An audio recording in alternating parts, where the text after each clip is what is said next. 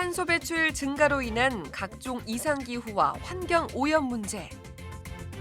우리나라도 위기에 대응할 여러 친환경 정책을 마련하고 있는데요. 환경을 보존하고 탄소 중립을 실현하려면 어떻게 해야 할까요? 한화진 환경부 장관과 이야기 나눠봅니다. 지난해였죠. 이 폭우로 국토의 3분의 1이 물에 잠겼던 파키스탄 기억하실 테고 또 전례 없이 40도가 넘는 폭염을 겪었던 영국이 있었습니다. 지난해 워낙 세계 곳곳에서 이상기후로 인한 피해가 발생하고 있다 보니까 새해에도 참 걱정이 이만저만이 아닙니다. 지금 전 세계가 이게 지구온난화, 이 지구 온도 상승을 조금이라도 늦추기 위한 다양한 환경 정책을 내놓고 있고 또 마련해 보심을 하고 있습니다. 네, 우리 정부 역시 마찬가지입니다. 탄소 중립을 위해서 다양한 환경 대책을 세우고 있는데요. 관련해서 이야기 나눠보도록 하겠습니다.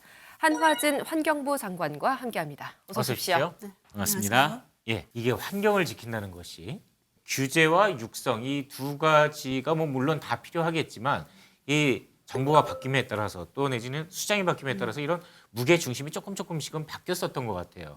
현 정부는 어떻습니까? 21세기는 블루오션에 이어서 그린오션의 시대인데요. 네. 기후변화 대응, 즉 탄소 중립을 이행하기 위해서는 녹색 기술, 환경 기술이 매우 네. 중요한 수단입니다. 그런데 탄소 중립 이행을 위한 그러한 전 세계 녹색 산업 시장은 급속도로 지금 성장하고 있습니다. 세계적으로 봤을 예. 때 우리나라는 한 2% 정도의 2%요? 지금 미치고 있고요. 그동안은 수출은 이제 녹색 산업 수출은 기업의 자력에 맡기고 정부는 좀 보조 역할을 했다는 그런 한계가 있습니다. 근데 이 녹색 산업은 앞으로 우리에게 있어서 또 우리 청년들에게 있어서 성장 동력이 될 것이고 또 경제 도약의 발판이 될 겁니다. 네네. 근데 우리나라는 이 탄소 중립이라든지 순환 경제, 물 분야 이런 3대 녹색 신산업이 네. 세계 시장하고도 경쟁할 수 있는 충분한 잠재력이 있습니다. 그래서 이번에 정부가 이제 2030년을 네. 그 녹색 산업 육성의 원년으로 지금 생각을 하고요. 네. 이러한 그 여러 녹색 신산업 분야를 집중 육성하고 지원할 그런 계획을 이번 업무 계획에 이제 포함하게 된 것입니다. 정부가 녹색 산업 수출을 장려하고 또 그 규모를 키운다면 우리 경제에는 분명히 새로운 미래 동력이 될 것 같다는 생각이 들거든요. 네. 지금 환경부에서 관련해서 대책도 마련하고 계실 것 같습니다. 어떤 내용들이 있을까요? 일단 도전적인 목표이기는 합니다만 올해 20조 원, 임기 내에 한 100조 원 정도의 그 녹색 산업 수주를 목표로 하고 있습니다. 먼저 중동과 아세안 지역을 대상으로 해서 네네. 그린 수소 또 해수 담수화 등의 그 지역 수요에 맞춰서 수주를 성공을 시키고 네. 이제 이를 교두보로 해서 북미 유럽까지 확대할 계획입니다. 실제 저희가 이제 수출하는 기업의 현장의 목소리를 많이 들어보면요. 네네. 정부의 지원을 요청하는 경우가 많습니다. 예를 들어서 정부가 현지에 함께 가주면 좋겠다. 예. 또 소액이라도 정부 자금이 포함되면 좋겠다. 또 개도국의 공적 개발 원조 우리가 ODA라고 하는 네네. 이런 지원 요청에 부응해 달라 하는 그런 건의가 많습니다. 그래서 이번에 환경부는 지역과 국가 프로젝트별 이제 맞춤형 그 녹색 산업 수출 지원 전략을 수립하고 이제 정부와 기업 간의 민관 원팀 이제 지금 저희가 같이 녹색 산업 수출 얼라이언스라고 할 건데요. 요거를 1월에 조직을 해서 정부가 조력자로서 이제 함께 뛰려고 합니다. 또 이외에도 기업의 재원 조달 이런 지원이라든지 또 개도국에 대한 그린 ODA 확대 이 부분도 크게 늘리고 또 환경 협력, 환경 외교 이 부분을 강화할 계획입니다. 전 정부였죠. 전 정부가 2030년까지 우리 온실가스 배출량을 40% 정도 2018년 대비해서 감축을 하겠다 이렇게 얘기를 했어요. 네. 근데 이 목표를 유지하는 게 맞을까 이런 생각도 들고요. 장관님께서 어떻게 보십니까? 그 2030년 국가 온실가스 감축 목표 40%는 네. 우리나라의 어떤 산업 구조로 봤을 때 도전적인 목표이면 분명합니다. 예. 근데 그 도전적인 목표인데 이제 국제사회에 우리가 약속을 했고요. 그리고 이거를 이제 목표를 어떻게 보면 이제 기회로 활용하자 하는 그런 측면에서 지금 정부에서는 많은 노력을 하고 있습니다. 탄소 중립의 그 책임 있는 실천, 네네. 또 질서 있는 전환 이러한 원칙을 가지고 지금 만들고 있는데 이행 방안을요. 산업 또 발전 수송 등의 부문별 연도별로 이제 온실가스 감축 목표를 설정을 하고요. 또 실현 가능한 온실가스 감축 로드맵을 지금 마련하고 있습니다. 네. 그래서 예를 들어서 원전과 재생 에너지를 이제 균형적으로 활용하는 부분이 있고요. 또 혁신 기술을 도입해서 산업 부문에 업종별 배출 감축도 이렇게 계획하고 있고, 네. 또 전기차, 수소차 등의 무공해차를 확대해서 수송 부문의 감축 목표를 달성하려고 합니다. 네. 이 외에도 또 제로 에너지 건물 확대라든지 네. 폐기물 재활용 이런 걸 통해서 온실가스 감축에 기여하겠습니다.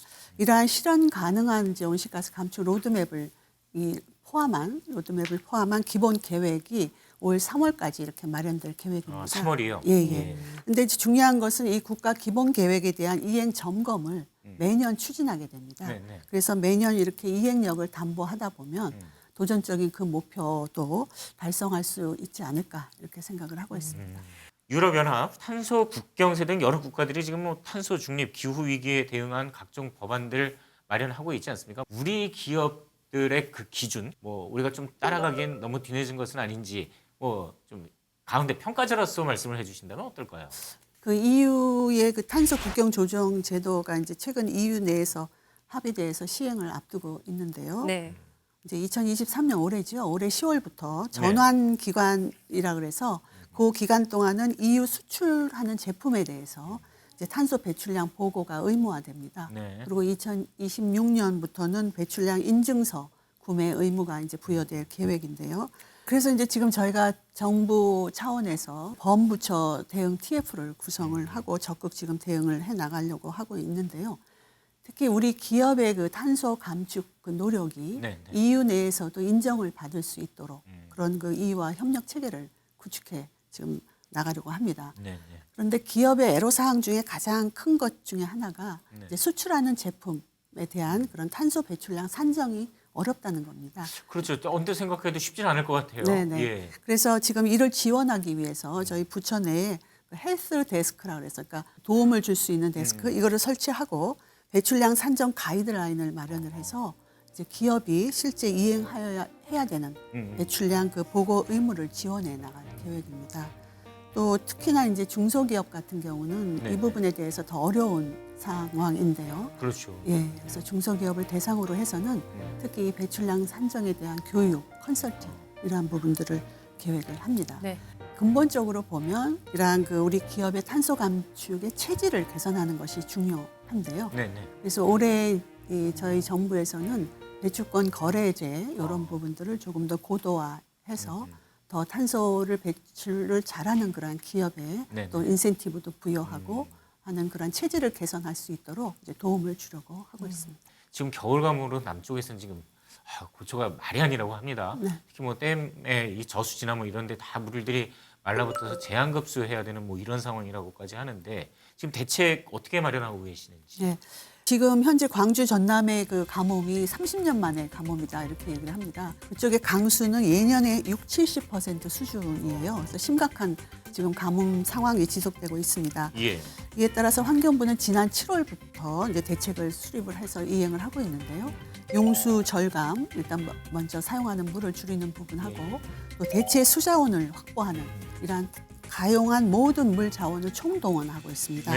예를 들어서 거기 보면 이제 보성강 댐이라고 해서 발전용 댐이 있습니다. 그 발전용 댐, 그 발전 용수를 생활용수, 공업용수로 전환도 했고요. 또 해수 담수화, 그 선박을 이용을 해서 그 섬 지역, 특히 완도군 소안도에 식수를 공급을 하고 있고요. 또 영산강의 그 하천수를 생활용수로 활용하는 그런 대책들도 추진하고 있습니다. 근데 무엇보다도 앞으로 기후위기 시대에 가뭄은 이제 어느 지역으로도 확대될 수 있기 때문에 전국의 그 물 공급망을 저희가 촘촘히 이렇게 연결을 하려고 하고 있고요. 또한 그 하수 처리수 재이용 같은 대체 수자원 개발 이 부분도 지금 적극적으로 추진하려고 하고 있습니다. 지금 전기차 워낙 많이 생산되고 뭐 많은 분들이 전기차에 대해서 관심을 갖고 계시지 않습니까? 근데 걱정이 이 폐차할 때 이 배터리도 꽤 만만치 않은데 이게 다 전량이 버려져야 해? 이런 생각을 할 때마다 좀 아깝다. 이런 생각도 들고요. 이런 과정에서 정부의 역할 뭐 이런 것도 궁금한데 어떤 뭐 나름 대책 같은 것도 있으신 거죠? 지금 전기차 보급이 급격히 늘어나면서 말씀하신 것처럼 사용 후에 배출되는 폐배터리 발생량이 급증할 것으로 전망이 됩니다. 네. 지금 현재는 2020년 기준으로 한 600개 수준인데요. 2026년에는 연간 10,000개, 2035년에는 연간 5만 개 이상 아이고. 배출될 것으로 이렇게 전망을 하고 있습니다. 예, 예. 근데 이 전기차 폐배터리는 중요한 미래 자원으로 우리가 활용을 할 수가 있기 때문에 회수와 재활용 체계를 꼼꼼히 구축하는 것이 중요합니다. 그래서 환경부는 전국 4곳에 네. 지금 시흥, 홍성, 대구, 정읍인데요. 어허. 거점 수거센터를 설치해서 운영하고 있고요. 네, 네. 더 쓸 수 있는 폐배터리도 있습니다. 그런 폐배터리는 쉽게 재사용할 수 있도록 네. 순환 자원으로 인정을 해서 폐기물 규제를 면제하는 그런 관련된 제도도 정비하고 있습니다. 또 폐배터리에서는 니켈, 코발트 등의 그 희소금속이 있기 때문에 네. 그 희소금속을 회수하는 기술도 적극 개발을 해서 그 폐배터리 재활용 산업 이런 부분도 지금 육성해 나가려고 하고 있습니다. 코로나19 시대에서 플라스틱 사용량이 많이 늘었고 이제 앞으로도 계속해서 늘어날 것이란 전망만 나오고 있는데 환경부에서도 이와 관련해서 분명히 대책을 세우셔야 될 것 같다는 생각이 듭니다. 어떤 내용들이 좀 있을까요? 배달이라든지 택배 이러한 부분과 같은 비대면 소비가 늘어나면서 네. 플라스틱 이 폐기물이 크게 늘어나고 있는데요. 지금 환경부는 플라스틱 사용량을 줄이고 또 재활용을 늘리기 위해서 지금 다각도의 정책을 추진을 하고 또 앞으로 더욱 강화할 계획이 있습니다. 먼저 생산 단계부터 재활용이 쉽도록 플라스틱 포장재를 네. 재활용이 쉬운 그러한 그 재질, 구조 이걸로 생산하도록 생산자에게 이제 인센티브를 이제 강화하는 부분이 있고요. 또 배출된 플라스틱에서는 재활용 원료를 잘 선별하는 것이 중요합니다.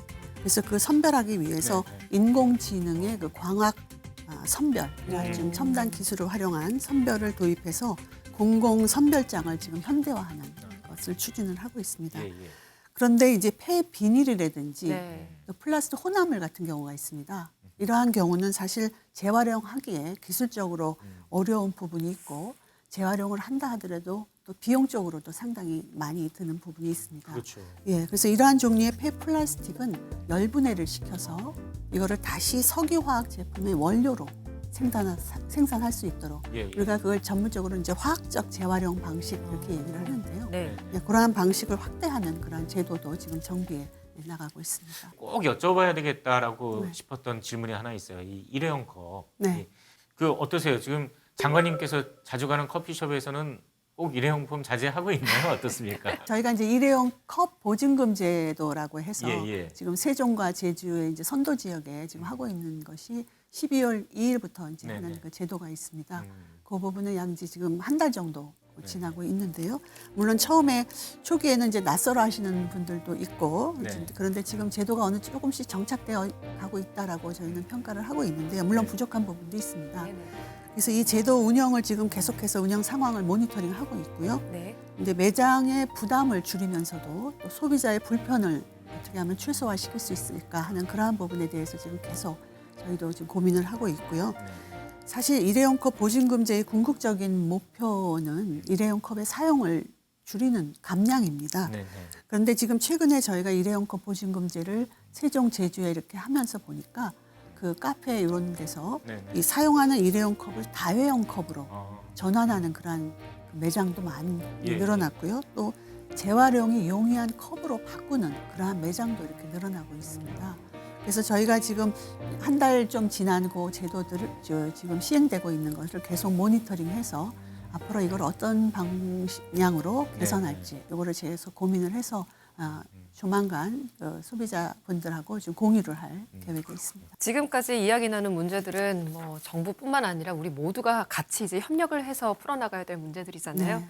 이제 새해도 시작됐는데 우리 국민 여러분들께 마지막으로 전하시고 싶은 그런 말씀이 있으시다면 말씀 부탁드리겠습니다. 지금 일상에서 사용하는 일회용품을 줄이기 위해서는 그 국민 여러분의 공감과 참여가 매우 중요합니다. 환경부는 국민 여러분이 일회용 컵 저감에 쉽게 참여할 수 있도록 다양한 그 실천 캠페인을 추진하고 있는데요. 일회용 컵 대신에 텀블러를 사용하는 경우 이제 탄소 중립 실천 포인트를 지급하는 등의 그 참여 인센티브도 확대해 나갈 계획입니다. 아울러서 다회 용기를 대여한 후에 회수해서 세척하는 그 서비스 산업과 같은 새로운 사회 서비스형 산업을 육성을 해서 그 일상생활에서 다회용품 사용이 불편하지 않도록 지원할 계획입니다. 시청자 여러분도 일회용품 사용 줄이기에 많은 관심을 갖고 동참해 주시기를 바랍니다. 감사합니다. 자, 이 환경 문제 이제는 뭐 피하고 싶다고 해서 더 피할 수 있는 이런 상황도 아닙니다. 문제가 아주 심각하죠. 이 탄소 중립을 실현해서 이 아름다운 지구 더 아름답게 더 오랫동안 지켜야 될 텐데 네. 이 녹색 산업에 대한 관심과 육성 무엇보다 중요한 시점이다라는 생각이 듭니다. 네, 깨끗한 환경을 위해서는 우리 모두의 노력이 필요합니다. 정부는 환경 정책 마련에 힘을 쓰고 우리 국민 모두는 환경 보호에 경각심을 갖고 생활 습관을 개선하는 것 필요해 보입니다. 자, 오늘 토요 포커스는 여기서 모두 마치도록 하겠습니다. 함께해 주신 여러분 모두 고맙습니다.